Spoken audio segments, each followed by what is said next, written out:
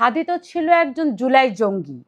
তার নিজের বক্তব্যে এমন এসেছে যে সে নিজের মুখে বলেছে যে কোট আনকোট যেখানে ২৪ আছে সেখানে ১৯৭১-এর কোনো প্রয়োজন নেই। সে নিজেই বলেছে বাংলাদেশে কোনো দিবস থাকবে না, শুধু একটা দিবস বাংলাদেশের মানুষ পালন করবে, তা হচ্ছে ৫ আগস্ট। যে ব্যক্তি বাংলাদেশের বিরুদ্ধে কথা বলে, ১৯৭১-এর স্বাধীনতা যুদ্ধের বিরুদ্ধে কথা বলে, সে ব্যক্তি তো জঙ্গি। এই জঙ্গিকে মেরেছে তার ডানে বামে সামনে পিছে থাকা তার সংগঠনের লোকজন।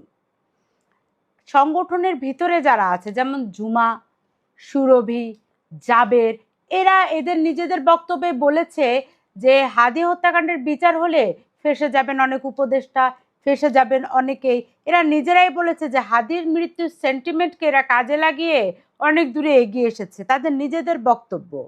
এদেরকে ধরে রিমান্ডে নিতে হবে। সেই সাথে আরেকজন ব্যক্তিকে রিমান্ডে নিতে হবে, তিনি হচ্ছেন নাহিদ সাহেব।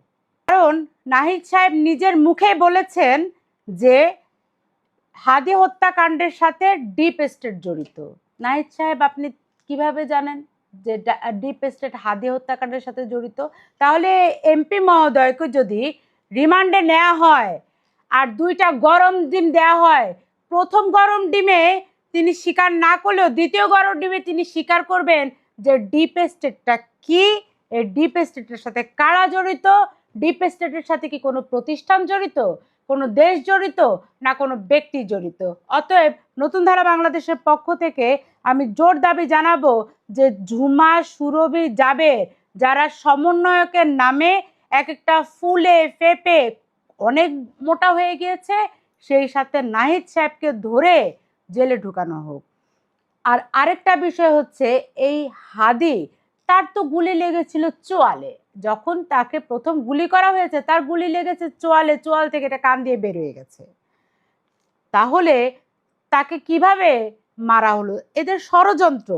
বাংলাদেশে যে হাসপাতালে তার চিকিৎসা করা হয়েছিল সেই হাসপাতালে একটা কমিটি গঠন করা হোক।